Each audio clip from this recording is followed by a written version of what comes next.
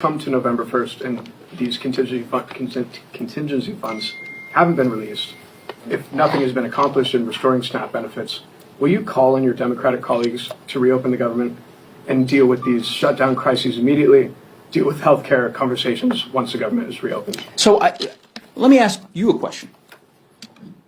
The basis for your question is, and maybe the better way to state it would be, if the Trump administration continues to violate the law, if the Trump administration unlawfully refuses to release funds so that families in Colorado don't go hungry, if the Trump administration refuses to follow the law as they have for the better course of the last 9 months, violating statute after statute, if in that scenario these actions unfold, then how will Democrats respond?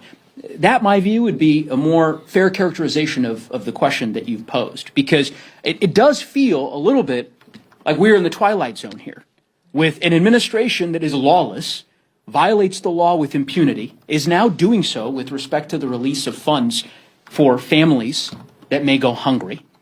We're here in Washington, you're here in Washington, House Republicans are gone, 6 weeks and counting, gone, literally gone. Won't show up in Washington, won't do town halls back in their respective districts.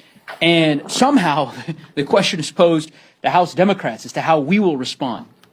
The Trump administration needs to follow the law.